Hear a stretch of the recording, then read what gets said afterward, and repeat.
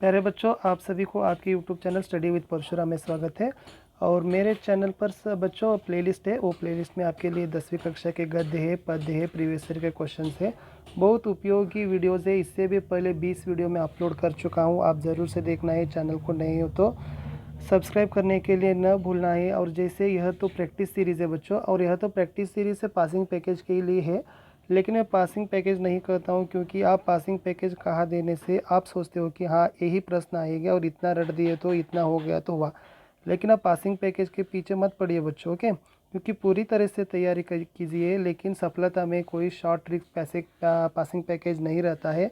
सफलता के लिए कठिन परिश्रम होती है बच्चों, हार्ड एफर्ट करना पड़ता है, ओके ठीक है।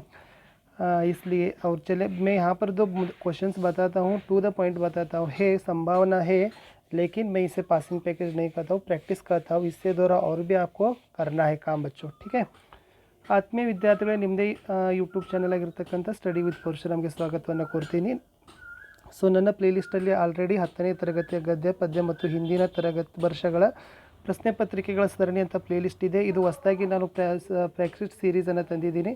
ಸೊ ಇದನ್ನು ಪಾಸಿಂಗ್ ಪ್ಯಾಕೇಜ್ ಅಂತಲೂ ಕೂಡ ಕರಿಬೋದು. ಬಟ್ ಪಾಸಿಂಗ್ ಪ್ಯಾಕೇಜ್ ಹಿಂದೆ ಬೀಳಲಿಕ್ಕೆ ಹೋಗಬೇಡಿ, ಯಾಕೆಂದರೆ ಪಾಸಿಂಗ್ ಪ್ಯಾಕೇಜಲ್ಲಿ ಇರ್ತಕ್ಕಂಥ ಪ್ರಶ್ನೆಗಳಿಗೆ ಅಷ್ಟು ಉತ್ತರಗಳು ಪರ್ಫೆಕ್ಟ್ ಆದರೆ ಆಗೋದಿಲ್ಲ.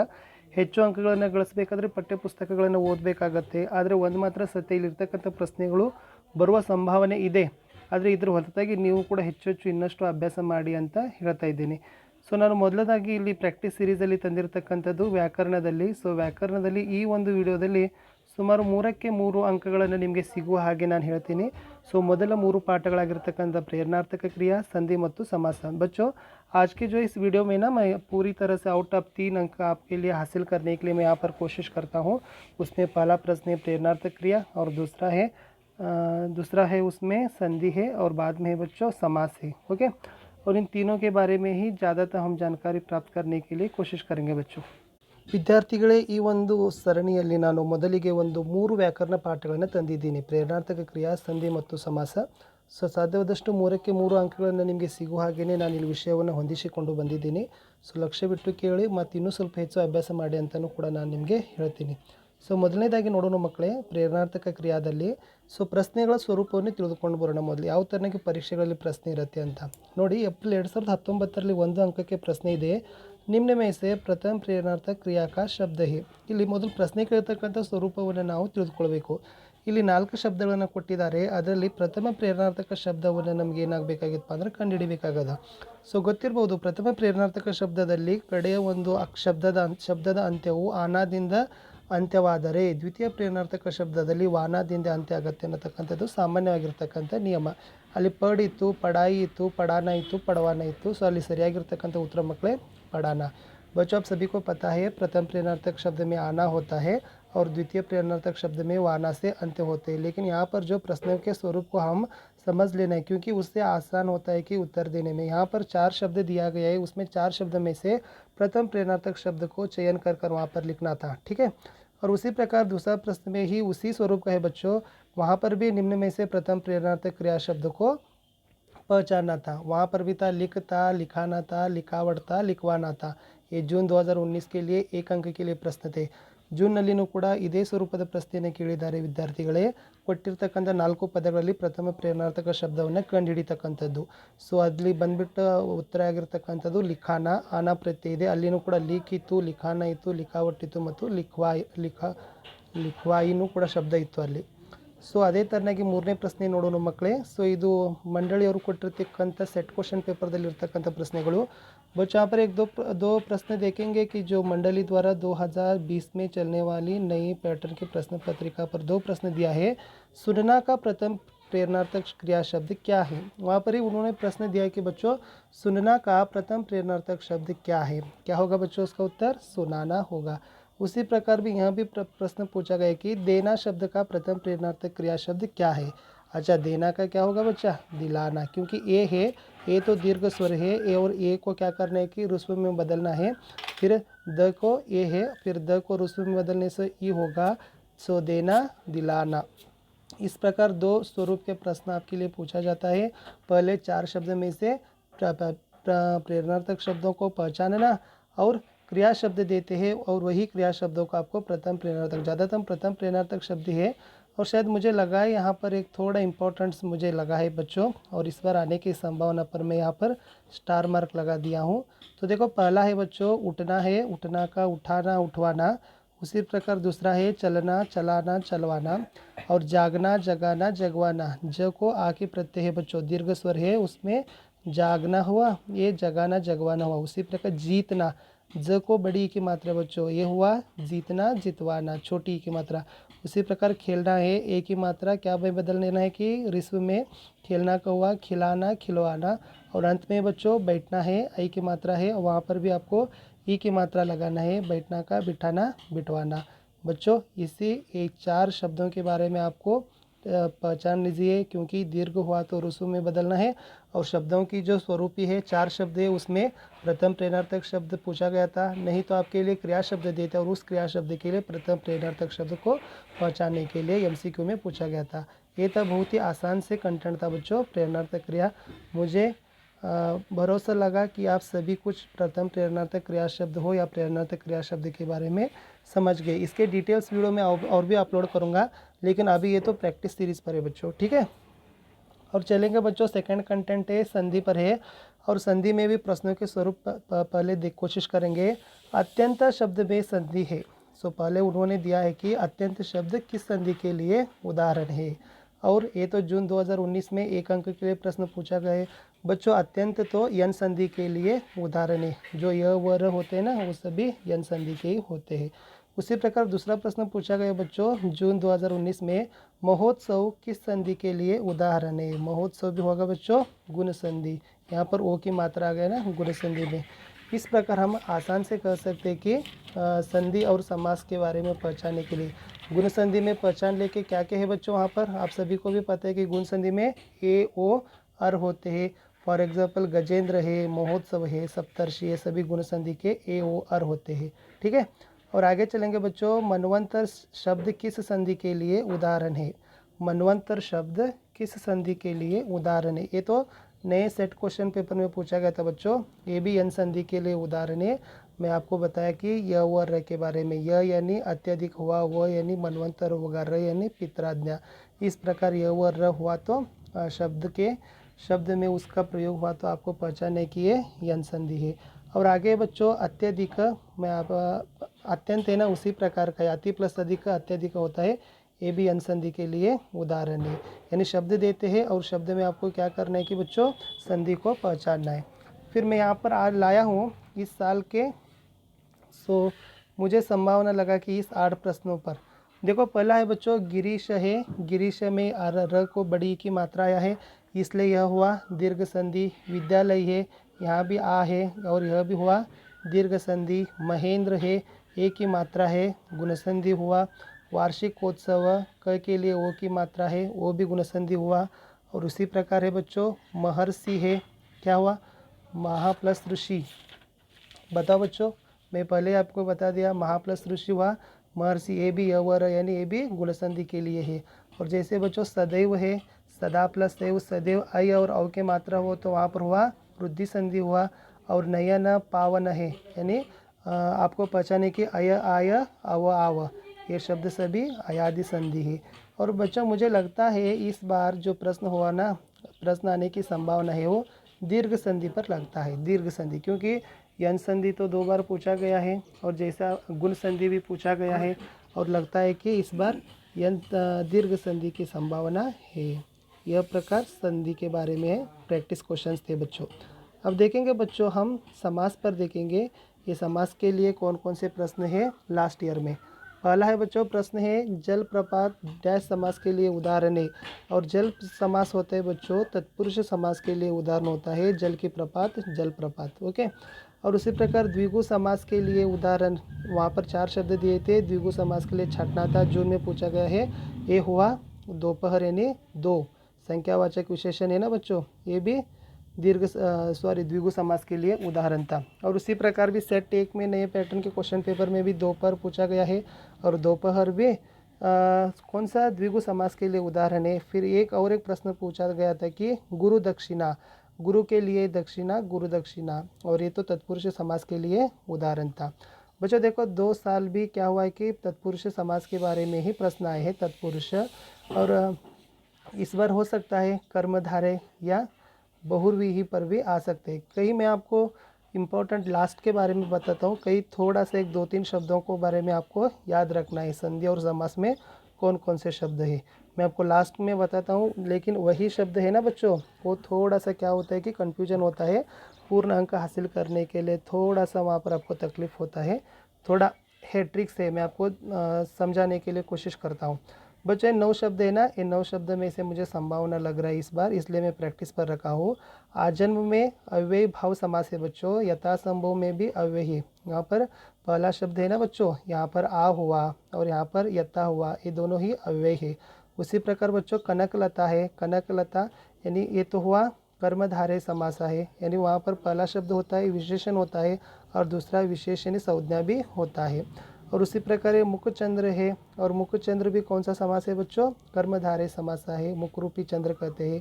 स्वर्ग प्राप्त, स्वर्ग के लिए प्राप्त होता है, स्वर्ग को प्राप्त है, और ये तत्पुरुष समास है। और देश प्रेम यानी देश के लिए प्रेम, देश प्रेम है, और ये भी तत्पुरुष समास के लिए उदाहरण है। त्रिधारा है, त्रि संख्यावाचक विशेषण है, ये द्विगु समास हुआ। पाप पुण्य में बीच में योजक चिन्ह है, और ये द्वंद्व समास हुआ। और घनश्याम है, ये दोनों का भी शब्द नहीं, अन्य पद का शब्द प्रयोग होता है, और यह हुआ बच्चों बहुव्रीहि समास। बच्चों देखो मैं एक 3 शब्द संधि में 3 शब्द बताता हूँ, और समास में 1-2 शब्द बताता हूँ, ये पर आप याद रखना है। देखो मनोरथ शब्द है ना बच्चों, मनोरथ ज़्यादातर छात्र कहते हैं कि ओ की मात्रा आ गए तो गुण संधि, लेकिन मनोरथ शब्द है बच्चों विसर्ग संधि है। मनोरथ कौन सी संधि है, विसर्ग संधि है। उसका जो ये होता है कि विच्छेद होता है मनः प्लस रथ। और उसी प्रकार विसर्ग संधि के लिए और 1-2 शब्द याद रखने की, पुरोहित। देखो पुरोहित शब्द भी गुण संधि नहीं होता है, ये भी विसर्ग संधि होता है, पुरः प्लस हित पुरोहित। लास्ट में है बच्चों नीरस, सो नीरस भी है विसर्ग संधि है, उसकी जो विच्छेद होती है नी प्लस रस, नीरस। मनोरथ, पुरोहित, नीरस, ये तीनों शब्द ही विसर्ग संधि के लिए उदाहरण है। और जैसे ही मनोरथ पुरोहित एक गुण संधि नहीं होगा, और नीरस भी दीर्घ संधि नहीं होगा। ये संधि में लिए 3 शब्द आपको याद रखना था बच्चों। अब थोड़ा सा मैं समास में भी कई ऐसे ही शब्द है, 2 शब्द है। पहला है बच्चों त्रिनेत्र शब्द है, त्रिनेत्र में संख्यावाचन हुआ, लेकिन त्रिनेत्र हमें शिव को भी कहते हैं ना, इसलिए हम शिव को कहते हैं, इसलिए हुआ ये भी अन्य पद प्रधान, यानी इसका अर्थ हुआ शिव। त्रिनेत्र किसको कहते हैं, शिव, और इसलिए यह हुआ समास बहुव्रीहि समास हुआ बच्चों। क्या हुआ, बहुव्रीहि समास। और उसी प्रकार और एक शब्द है बच्चों दशानन, हम रावण को दशानन कहते हैं ना, और इसलिए दशानन शब्द भी है बहुव्रीहि समास। आपको पहले वहाँ पर MCQs में जो ऑप्शंस देखना है, ऑप्शंस देने के बाद आपको टिक लगाना है। पहले उसमें त्रिनेत्र में बहुव्रीहि नहीं तो द्विगु लगाओ, या नहीं उसमें द्विगु नहीं है तो बहुव्रीहि को लगाना है। दशानन भी उसी प्रकार के, दशानन में द्विगु नहीं तो बहुव्रीहि को टिक करना है। और जैसे ही दशानन में द्विगु है, बहुव्रीहि नहीं है तो आपको द्विगु को टिक करना है। फिर भी ये 5 शब्द इंपॉर्टेंट थे, मनोरथ, पुरोहित, विसर्ग संधि है, और त्रिनेत्र, दशानन, बहुव्रीहि समास के लिए उदाहरण है। यह था बच्चों इंपॉर्टेंट MCQs के, और भी लेकर आता हूँ। ये ज़्यादातर ज़्यादा आपको पूरी तरह से डाउट क्लियर होगा, और आपकी पढ़ाई तो मजबूरी करेगा। और नए हो तो चैनल को सब्सक्राइब कीजिए, आपके फ्रेंड्स तक शेयर कीजिए। ಇಲ್ಲಿಯವರೆಗೆ ಮಕ್ಕಳೇ ನಾನು ಸಂಧಿ ಸಮಾಸ ಮತ್ತು ಪ್ರೇರಣಾರ್ಥಕ ಕ್ರಿಯಾಶಬ್ದಗಳ ಬಗ್ಗೆ ಹೇಳಿದ್ದೀನಿ. ಇಲ್ಲಿರ್ತಕ್ಕಂಥ ಎಲ್ಲ ಒಂದು ಡೌಟ್ಗಳು ಕ್ಲಿಯರ್ ಆಗಿದೆ ಅಂತ ಹೇಳಿದ್ದೀನಿ, ವಿಷಯವನ್ನು ಮನಮುಟ್ಟುವ ಹಾಗೆ ಹೇಳಿದ್ದೀನಿ. ಸೊ ನಿಮ್ಮ ಫ್ರೆಂಡ್ಸ್ಗಳವರೆಗೆ ಶೇರ್ ಮಾಡಲಿಕ್ಕೆ ಮರೆಯಬೇಡಿ, ಹೊಸದಾಗಿದ್ದರೆ ಸಬ್ಸ್ಕ್ರೈಬ್ ಮಾಡಿ. ಧನ್ಯವಾದಗಳು.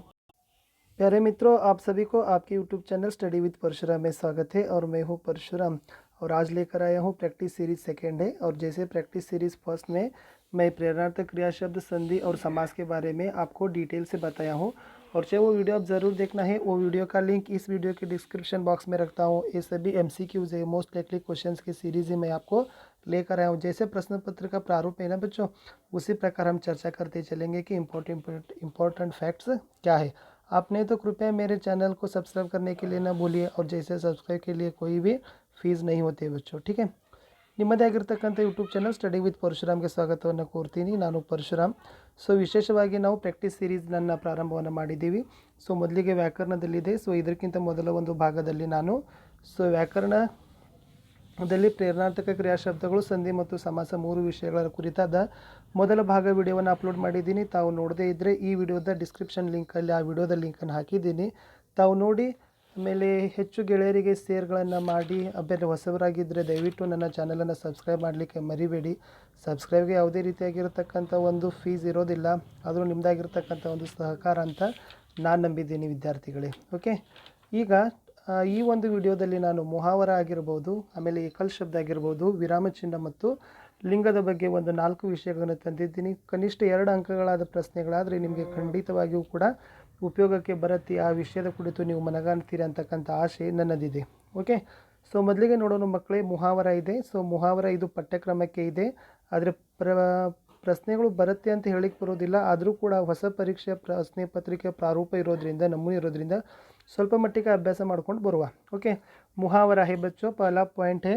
और पॉम फटना इसका मुहावरा करते प्रभात करना, काम आना इसका अर्थ है कि इस्तेमाल होना या काम में आना, आंखें दिखाना इसका अर्थ है कि धमकाना, डराना, गुस्सा करना, और अक्ल का अंधा इसका अर्थ है कि मूर्ख, कान भरना इसका अर्थ है कि चुगली करना, आंख खोलना इसका अर्थ है कि ज्ञानोदय होना, कान खड़े होना इसका अर्थ है कि बच्चों सचेत होना, और आंच आना यानी हानि पहुंचाना, फुला नहीं समाना यानी बहुत खुश होना। इस मुहावरों के बारे में बच्चों आपके टेक्स्ट बुक में 192 पेज में डिटेल से दिया गया है, ठीक है। और वहाँ पर है अंगूठा दिखाना इसका अर्थ है कि देने से स्पष्ट इनकार करना, और कमर कसना इसका अर्थ है कि तैयार होना है, और छक्के छुड़ाना इसका अर्थ है कि बुरी तरह हराना है, और दाल न गलना यानी सफल न होना।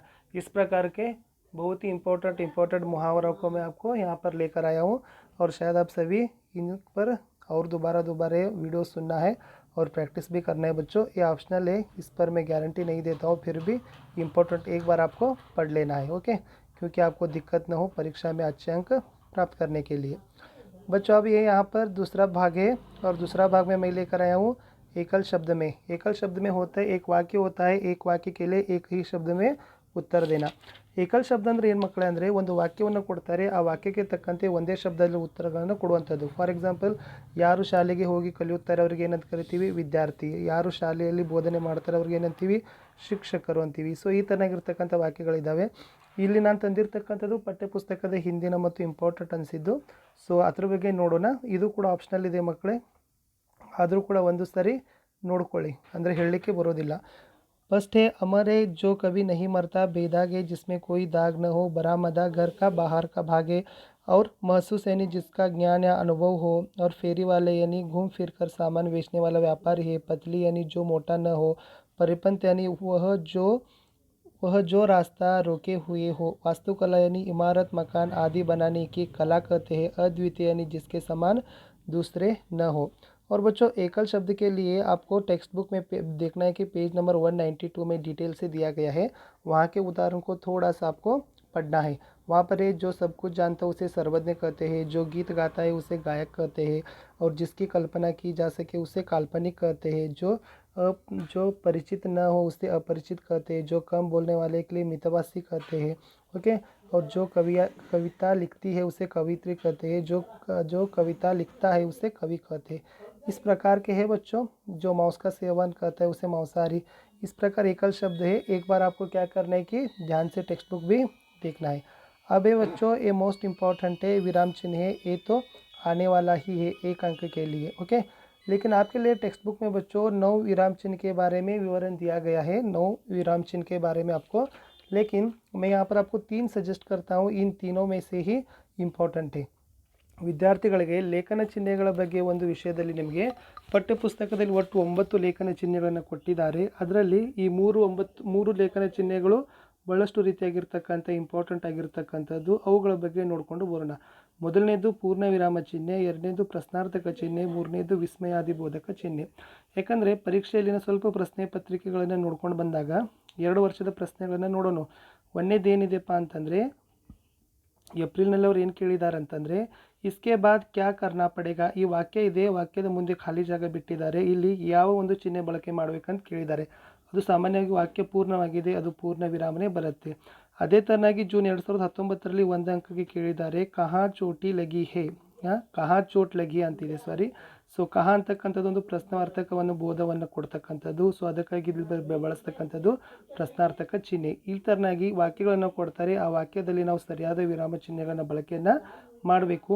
ಇಲ್ಲಿ ಇಂಪಾರ್ಟೆಂಟ್ ಆಗಿರ್ತಕ್ಕಂಥದ್ದು 3 ಇದ್ದಾವೆ. ಒಂದನೇದು ಪೂರ್ಣ ವಿರಾಮ, ಎರಡನೇದು ಪ್ರಶ್ನಾರ್ಥಕ ಚಿಹ್ನ, ಮೂರನೇದು ವಿಸ್ಮಯಾದಿ ಬೋಧಕ ಚಿಹ್ನ. ಈ 3 ಚಿಹ್ನೆಗಳು ಇರ್ತಕ್ಕಂಥ ಪಾಠಗಳು ಯಾವಪ್ಪ ಅಂದರೆ ಪಾಠ 6 ಬಸಂತ್ ಕಿ ಸಚ್ಚಾಯಿ, ಪಾಠ 9 ಇಮಾನ್ದಾರೋं के सम्मेलन में. ಈ ಎರಡು ಪಾಠಗಳಲ್ಲಿರ್ತಕ್ಕಂಥ ಸ್ವಲ್ಪ ವಾಕ್ಯಗಳನ್ನು ನೀವು ಗಮನವಿಟ್ಟು ಓದಿದ್ದೇ ಆದರೆ, ನೋಡಿದ್ದೇ ಆದರೆ ಈ ಒಂದು ವಿರಾಮ ಚಿಹ್ನೆಯಲ್ಲಿ 1 ಅಂಕಗಳನ್ನು ಖಂಡಿತವಾಗಿ ನೀವುಗಳನ್ನು ಬಳಸಿಕೊಳ್ಳಬಹುದು. बच्चों पूर्ण विराम तो वाक्य के अंत में लगाया जाता है. प्रश्नवाचक चिन्ह तो प्रश्न का बोध करता है. भाव सूचक भावनाओं को प्रकट करता है. और जैसे बसंत की सच्चाई, ईमानदारों के सम्मेलन में पाठ को आप जैसे ही अच्छी तरह से पढ़ना है, वहाँ पर इन विराम चिन्हों का प्रयोग हुआ है, आपको आसान में समझ में आ जाएगा. अब है बच्चों मोस्ट इम्पॉर्टेंट है लिंग है, और लिंग में 2 प्रकार है. पहला है कि पुल्लिंग है और दूसरा है कि स्त्रीलिंग है. हम थोड़ा सा लिंग के बारे में जानकारी लेंगे. पुल्लिंग क्या है और स्त्रीलिंग क्या है. बच्चों पुल्लिंग ये है जो पुरुष जाति का बोध होता है. बड़ी भारी मोटी वस्तुओं के बारे में सूचित किया जाता है. पर्वत, देश, समुद्र, मांस, धातु, द्रव और रत्नों को भी हम पुल्लिंग के समूह में रखते हैं. ಪುರುಷ ಜಾತಿಯನ್ನು ಸೂಚಿಸ್ತಕ್ಕಂಥ ಶಬ್ದಗಳು ಪುಲ್ಲಿಂಗ ಇದ್ದಾವೆ. ಆಮೇಲೆ ದೊಡ್ಡದಾಗಿರತಕ್ಕಂಥ ಭಾರಿ ಪ್ರಮಾಣದಲ್ಲಿ ವಸ್ತುಗಳನ್ನು ಕೂಡ ಪುಲ್ಲಿಂಗಕ್ಕೆ ಉದಾಹರಣೆಗಳಾಗಿವೆ. ಪರ್ವತ, ದೇಶ, ಸಮುದ್ರ, ಆಮೇಲೆ ಮಾಸ ಅಂದರೆ ಚೈತ್ರ, ವೈಶಾಖ ಅಂತಿರಲ್ಲ ಅದು, ಆಮೇಲೆ ಧಾತುಗಳಾಗಿರ್ಬೋದು, ದ್ರವರೂಪದ ವಸ್ತುಗಳು ಮತ್ತು ರತ್ನಗಳೆಲ್ಲವುಗಳು ಕೂಡ ಪುಲ್ಲಿಂಗಕ್ಕೆ ಉದಾಹರಣೆಗಳಾಗಿವೆ. ಅದೇ ತರನಾಗಿ ಮಕ್ಕಳೇ ಸ್ತ್ರೀಲಿಂಗ ಅಂದರೆ ಏನಪ್ಪ ಅಂತಂದರೆ ನದಿ, ಭಾಷಾ, ಬೋಲಿ, ಶರೀರ ಕೆ ಅಂಗ, ಖಾನೆ ಕಿ ಚೀಜೆ. ನದಿ ಆಗಿರ್ಬೋದು, ಭಾಷೆಗಳ ಹೆಸರುಗಳು, ಮಾತನಾಡ್ತಕ್ಕಂಥ ಬೋಲಿಗಳಾಗಿರ್ಬೋದು, ಆಮೇಲೆ ಖಾನೆ ಕಿ ಚೀಸ್ ತಿಂತಕ್ಕಂಥ ವಸ್ತುಗಳು, ಶರೀರದ ಅಂಗಗಳೆಲ್ಲವುಗಳು ಕೂಡ ಈ ಸ್ತ್ರೀಲಿಂಗ ಜಾತಿಗೆ ಒಂದು ಉದಾಹರಣೆಗಳು ಆಗಿವೆ. ಇಲ್ಲಿ ಪ್ರಶ್ನೆಗಳ ಸ್ವರೂಪಕ್ಕೆ ಬಂದಾಗ ಈ 2 ಥರನಾಗಿರ್ತಕ್ಕಂಥ ಪ್ರಶ್ನೆಗಳಿದ್ದಾವೆ ಮಕ್ಕಳೇ. ಒಂದೇದು ಏನಿದೆಯಪ್ಪ ಅಂದರೆ ಬೇಟಾಕ ಅನ್ಯಲಿಂಗ ಹೇ, ಕೊಟ್ಟಿರ್ತಕ್ಕಂಥ ಶಬ್ದದ ಲಿಂಗವನ್ನು ಕೇಳಿದ್ದಾರೆ. ಎರಡನೇದು ಏನು ಕೇಳಿದಾರಪ್ಪ ಅಂದ್ರೆ ನಿಮ್ನ ಮೇಸ್ತೆ ಸ್ತ್ರೀಲಿಂಗ ಶಬ್ದ, ಕೊಟ್ಟಿರ್ತಕ್ಕಂಥ ವಾಕ್ಯದಲ್ಲಿ ಸ್ತ್ರೀಲಿಂಗವನ್ನು ಗುರುತಿಸೋದಿದೆ.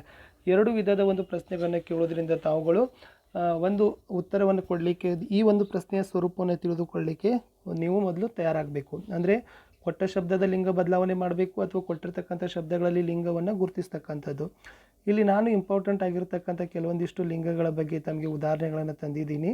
ಸೊ ಅವುಗಳು ಯಾವ್ಯಾವ ಇದಾವಪ್ಪ ಅಂತಂದರೆ ಛಾತ್ರ, ಛಾತ್ರ, ನರ್, ನಾರಿ, ಬೇಟಾ, ಬೇಟಿ, ಸುನಾರ್, सुनारिन, सेठ, सेठानी, सेवक, सेविका, श्रीमान, श्रीमती और धाता, धात्री, नर, मादा. और इसके भी अलावा आपके पेज नंबर 202 में बच्चों 202ರಲ್ಲಿ ಸೊ ವಿರುದ್ಧಾರ್ಥಕ ಪದಗಳಿದ್ದಾವೆ. ಅವುಗಳನ್ನು ಒಂದು ಸರಿ ನೋಡಿಕೊಂಡ್ರೆ ಸಾಕು. ಅಲ್ಲಿ ನಾನಾ, ನಾನಿ ಇದೆ, ಕುತ್ತ, ಕುತಿಯ ಇದೆ, ಸುನಾರ್, ಸುನಾರಿನ್ ಇದೆ, ನಾಯಿ, ನಾಯಿನ, ठाकुर, ठाकुराइन, हलवाई, हलवाइन, बालक, बालिका और जैसे शेर, शेरनी, मोर, मोरनी, महान, महती, श्रीमान, श्रीमती, स्वामी, स्वामिनी, विधाता, विधात्री, भाई, बहन. ये सभी इम्पोर्टेंट है. मैं आशा करता हूँ कि आपको कंटेंट समझ में आएगा. और इसमें विराम चिन्ह है और लिंग, ये तो 2 प्रश्न ज़रूर आएगा. इसलिए दोबारा वीडियो को देखना है और फ्रेंड तक शेयर करना है. नए हो तो इस चैनल को सब्सक्राइब करने के लिए न भूलिए बच्चों. ठीक है. ಸೊ ಈ ಒಂದು ವಿಡಿಯೋದಲ್ಲಿ ನಿಮಗೆ ವಿರಾಮ ಚಿಹ್ನೆಗಳು ಮತ್ತು ಸೊ ಲಿಂಗದ ಬಗ್ಗೆ ತುಂಬ ಇಂಪಾರ್ಟೆಂಟ್ ಆಗಿರತಕ್ಕಂಥ ವಿಷಯವನ್ನು ಹೇಳಿದ್ದೀನಿ. ಸ್ವಲ್ಪ ಇನ್ನೂ ಪದೇ ಪದೇ ವಿಡಿಯೋಗಳನ್ನು ನೋಡಿ, ಇಷ್ಟ ಆದರೆ ಫ್ರೆಂಡ್ಸ್ಗೆ ಸರ್ಕಲಲ್ಲಿ ಶೇರ್ ಮಾಡಲಿಕ್ಕೆ ಮರೆಯದಿರಿ. ಸೊ ಹೊಸಬರಿದ್ದರೆ ಚಾನಲನ್ನು ಸಬ್ಸ್ಕ್ರೈಬ್ ಮಾಡಿ. ಓಕೆ, ಸಿಗುವ ಮುಂದಿನ ಒಂದು ಭಾಗದಲ್ಲಿ.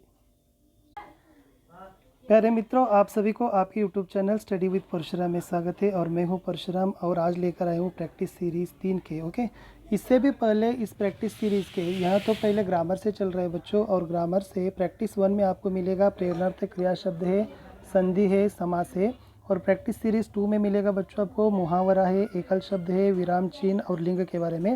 और आज जो तीसरा पार्ट है ना बच्चों, इसमें मिलेगा आपको वचन, विलोम शब्द और कार्य के बारे में. कृपया आप नए हो तो कृपया मेरे चैनल को सब्सक्राइब कीजिए, लाइक कीजिए और जैसे शेयर करने के लिए न भूलिए. ಆತ್ಮೀಯ ವಿದ್ಯಾರ್ಥಿಗಳೇ, ನಿಮ್ಮದಾಗಿರ್ತಕ್ಕಂಥ ಯೂಟ್ಯೂಬ್ ಚಾನಲ್ ಸ್ಟಡಿ ವಿತ್ ಪರಶುರಾಮ್ಗೆ ಸ್ವಾಗತವನ್ನು ಕೋರ್ತೀನಿ. ನಾನು ಪರಶುರಾಮ್. ವಿಶೇಷವಾಗಿ ವ್ಯಾಕರಣದಲ್ಲಿ ಪಾಸಿಂಗ್ ಪ್ಯಾಕೇಜ್ ಸಿರೀಸನ್ನು ತಂದಿದ್ದೀನಿ. ಸೊ ಇದು 3ನೆಯ ಭಾಗ. ಇದಕ್ಕಿಂತ ಮೊದಲು 2 ಭಾಗಗಳು ಆಗಿದ್ದಾವೆ. ಆ 2 ಭಾಗಗಳಲ್ಲಿ ನಾನು ಪ್ರೇರಣಾರ್ಥಕ ಶಬ್ದ ಆಗಿರ್ಬೋದು, ಸಂಧಿ, ಸಮಾಸ, ಮುಹಾವರ, ಏಕಲ್ ಶಬ್ದ, ವಿರಾಮ ಚಿಹ್ನ ಮತ್ತು ಲಿಂಗದ ಬಗ್ಗೆ ಹೇಳಿದ್ದೀನಿ. ಸೊ ಈ ಒಂದು ಭಾಗದಲ್ಲಿ ನಾನು ನಿಮಗೆ ವಚನ, ವಿಲೋಮ ಶಬ್ದ ಮತ್ತು ಕಾರಕದ ಬಗ್ಗೆ ವಿಷಯವನ್ನು ತಂದಿದ್ದೀನಿ. ಸೊ ನಿಮಗೆ ಭಾಳಷ್ಟು ಪರೀಕ್ಷೆಯಲ್ಲಿ ಉಪಯೋಗ ಆಗುತ್ತೆ ಅಂತಕ್ಕಂಥ ಆಶಾಭಾವನೆ ನನ್ನದು. ಸೊ ಮೊದಲಿಗೆ ನೋಡೋಣ ಮಕ್ಕಳೇ ವಚನದ ಬಗ್ಗೆ, ಪ್ರಶ್ನೆ ಪತ್ರಿಕೆ ಸ್ವರೂಪದ ಬಗ್ಗೆ ನೋಡೋಣ. ಏಪ್ರಿಲ್ 2019ರಲ್ಲಿ 1 ಅಂಕಕ್ಕೆ ಕೇಳಿದರು. ನಿಮ್ನಲಿಖಿತ ಮೇ ಬಹುವಚನ ಶಬ್ದ, ಕೊಟ್ಟಿರ್ತಕ್ಕಂಥ ಶಬ್ದದಲ್ಲಿ ಬಹುವಚನ ಶಬ್ದವನ್ನು ಗುರುತಿಸಬೇಕಿತ್ತು. ಅಲ್ಲಿರ್ತಕ್ಕಂಥದ್ದು ಪುಸ್ತಕಕ್ಕೆ ಸರಿ ಉತ್ತರ.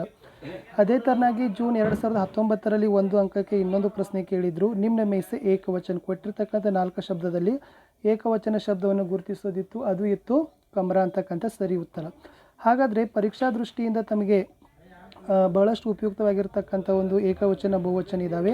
ಚೀಜ್ ಚೀಜೆ, ರಾಸ್ತಾ ರಾಸ್ತೆ, ಆಂಕ್ ಆಂಕೆ, ಘರ್ ಘರ್, रुपये रुपये, दुकान दुकानें, व्यापारी व्यापारीगण, पूंछ पूंछ, कौवा कौवे, लिफाफा लिफाफे, घोंसला घोंसले, खबर खबरें, जगह जगहें, जानकारी जानकारियाँ, पैसा पैसे, कंप्यूटर कंप्यूटर. और जैसे 16 है ना बच्चों, ये बहुत ही आपको इम्पोर्टेंट है. आपको पढ़ते समय एक वचन और बहुवचन दोनों भी याद करके आपको पढ़ना है. ಓದುವಾಗ ಏಕವಚನ ಮತ್ತು ಬಹುವಚನ ಅಂತ ಎರಡನ್ನೂ ಕೂಡ ಓದಬೇಕು. ಯಾಕಂದರೆ ಪ್ರಶ್ನೆಯಲ್ಲಿ ಎರಡೂ ಥರನಾಗಿರ್ತಕ್ಕಂಥ ಕೇಳೋದ್ರಲ್ಲಿ ನಿಮಗೆ ಉತ್ತರವನ್ನು ಹುಡುಕೋಲಿಕ್ಕೆ ತುಂಬ ಸರಳ ಆಗುತ್ತೆ ಮಕ್ಕಳೇ. ಸೊ ಎರಡನೇ ವಿಭಾಗ ಇದೆ, ವಿಲೋಮ ಶಬ್ದ ಇದೆ ಮಕ್ಕಳೇ. ಸೊ ವಿಲೋಮ ಶಬ್ದದಲ್ಲಿ ಏನೆಲ್ಲ ಇದೆ ಅನ್ನೋದನ್ನು ನೋಡೋಣ. ಸೊ ಪ್ರಶ್ನೆ ಪತ್ರಿಕೆ ಸ್ವರೂಪ ಬಂದುಬಿಟ್ಟು ಮುಷ್ಕಿಲ್ ಕಾ ವಿಲೋಮ ಶಬ್ದ ಇದೆ. ಇದನ್ನು ಏಪ್ರಿಲ್ 2019 1 ಅಂಕಕ್ಕೆ ಕೇಳಿದರು. ಮುಷ್ಕಿಲ್ನ ಒಂದು ವಿಲೋಮ ಶಬ್ದದ ಸರಿ ಉತ್ತರ ಆಸಾನ್ ಅಂತಕ್ಕಂಥದ್ದು. ಅದೇ ಥರನಾಗಿ ಎರಡನೇದು ಜೂನ್ 2019ರಲ್ಲಿ 1 ಅಂಕಕ್ಕೆ ಕೇಳಿದ್ದು ಸದಾಚಾರ ಶಬ್ದದ ವಿಲೋಮ ಶಬ್ದ ಯಾವುದು, ಅದರ ಸರಿ ಉತ್ತರ ಬಂದುಬಿಟ್ಟು ದುರಾಚಾರ. ಹಾಗಾದರೆ ಪರೀಕ್ಷಾ ದೃಷ್ಟಿಯಿಂದ ಉಪಯೋಗವಾಗಿರ್ತಕ್ಕಂಥ ಒಟ್ಟು ಒಂದು 10 ಶಬ್ದಗಳ ತಂದಿದ್ದೀನಿ. ಅಂಧಕಾರ ಇದೆ, ಇದು ಪ್ರಕಾಶ್ ಇದೆ. ಅಮೃತ ಮೃತ ಅಥವಾ ವಿಷಯ ಎರಡೂ ಆಗುತ್ತೆ. ಆಧಾರ್ ನಿರಾಧಾರ, ಜೈ ಪರಾಜಯ್, ಪರತಂತ್ರ ಸ್ವತಂತ್ರ, ಸಫಲ ಅಸಫಲ ಅಥವಾ ವಿಫಲ, ಲಿಖಿತ ಅಲಿಖಿತ, ಚಲ ಅಚಲ, ಅವಶ್ಯಕ ಅನಾವಶ್ಯಕ, ಹಾಗೆ ಮತ್ತು ಪೀಚೆ. ಈ 10 ವಿಲೋಮ ಶಬ್ದಗಳ ಬಗ್ಗೆ ತಾವು ಹೆಚ್ಚು ಸ್ವಲ್ಪ ಮನದಟ್ಟು ಮಾಡಿಕೊಂಡು ಓದಲಿಕ್ಕೆ ಪ್ರಯತ್ನವನ್ನು ನೀವುಗಳು ಮಾಡಬೇಕು ವಿದ್ಯಾರ್ಥಿಗಳಿಗೆ. ಮುಂದೆ ಇದೆ ವಿದ್ಯಾರ್ಥಿಗಳಿಗೆ ಮುಂದಿನ ಒಂದು ವಿಭಾಗವಿದೆ, ಕಾರಕ ಇದೆ. ಸೊ ಇಲ್ಲಿ ಕಾರಕ ಚಿಹ್ನೆಗಳನ್ನು ಹಾಕಿ ವಾಕ್ಯಗಳನ್ನು ಪೂರ್ಣವನ್ನು ಮಾಡ್ತಕ್ಕಂಥದ್ದು. ಸೊ ಭಾರತ್ ಡ್ಯಾಶ್ ನಾರಿ ಕಾ ಸ್ಥಾನ್ ಪೂಜನೀಯ ಹೇ, ಇಲ್ಲಿ ಯಾವ ಒಂದು ಕಾರಕವನ್ನು ತುಂಬಬೇಕಾಗಿತ್ತಪ್ಪ ಅಂದರೆ ಮೇ ಅಂತಕ್ಕಂಥದ್ದು. ಏಪ್ರಿಲ್ 2019ರಲ್ಲಿ 1 ಅಂಕಕ್ಕೆ ಕೇಳಿರ್ತಕ್ಕಂಥ ಪ್ರಶ್ನೆ. ಅದೇ ಥರ ದಶರಥ್ ಡ್ಯಾಶ್ 4 ಪುತ್ರ ಥೆ. ಸೊ ಜೂನ್ 2019ರಲ್ಲಿ 1 ಅಂಕಕ್ಕೆ ಕೇಳಿರ್ತಕ್ಕಂಥ ಪ್ರಶ್ನೆ. ದಶರಥ್ಗೆ 4 ಪುತ್ರ ಥೆ ಅಂತಕ್ಕಂಥದ್ದು ಸರಿಯಾದ ಉತ್ತರ. ಇಲ್ಲಿ ನಾನು ಪಠ್ಯಪುಸ್ತಕದಿಂದ ಒಂದು 17 ವಾಕ್ಯಗಳನ್ನು ತಂದಿದ್ದೀನಿ ವಿದ್ಯಾರ್ಥಿಗಳೇ. ಸೊ ಇದು ತುಂಬ ಇಂಪಾರ್ಟೆಂಟ್ ಆಗಿರ್ತಕ್ಕಂಥದ್ದು. ಇದೇ ಥರನಾಗ ಅಭ್ಯಾಸವನ್ನು ನೀವುಗಳು ಕೂಡ ಪಠ್ಯಪುಸ್ತಕದಲ್ಲಿ ಕಾರಕಗಳನ್ನು ಹುಡುಕಿ ಓದ್ತಕ್ಕಂಥದ್ದನ್ನು ರೂಢಿಯನ್ನು ಮಾಡ್ಕೊಳ್ಳಿ. ಒಂದನೇದಿದೆ ಸೇಬ್ ಡ್ಯಾಶ್ ಯಹ ಸ್ಥಾನ್ ಮಿಲ್ ಚುಕಾ ಹೇ, ಸೇಬ್ ಕೋ ಯಹ ಸ್ಥಾನ್ ಮಿಲ್ ಚುಕಾ ಹೇ. ಎರಡನೇದು ಫಲ್ ಖಾನೆ ಡ್ಯಾಶ್ ಸಮಯ ತೋ ಪ್ರಾತಃ ಕಾಲ ಹೇ, ಫಲ್ ಖಾನೆ ಕಾ ಸಮಯ ತೋ ಪ್ರಾತಃ ಕಾಲ ಹೇ. ಮೂರನೇದಿದೆ ಗಿಲ್ಲು ಕೆ ಜೀವನ್ ಡ್ಯಾಶ್ ಪ್ರಥಮ ವಸಂತ ಆಯಾ, ಗಿಲ್ಲು ಕೆ ಜೀವನ್ ಕಾ ಪ್ರಥಮ ವಸಂತ ಆಯಾ. ನಾಲ್ಕನೇದಿದೆ ಮೇರೆ ಪಾಸ್ ಬಹುತ್ ಡ್ಯಾಶ್ ಪಶು ಪಕ್ಷಿ ಹೇ, ಮೇರೆ ಪಾಸ್ ಬಹುತ್ से पशु पक्षी है. ಐದನೇದಿದೆ मेरी थाली डैश बैठ जाना चाहता, मेरी थाली में बैठ जाना चाहता.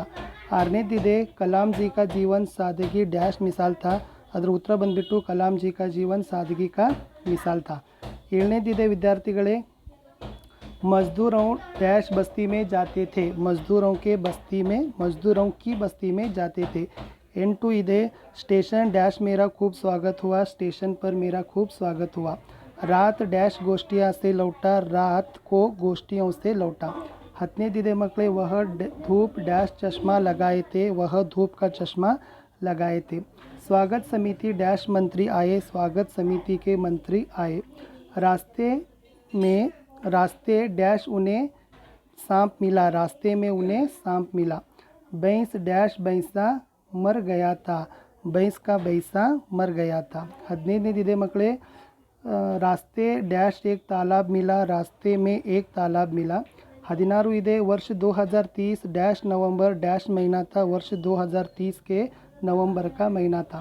17 एक बुद्धिमान रोबोट डैश ज़रूरत है, एक बुद्धिमान रोबोट की ज़रूरत है.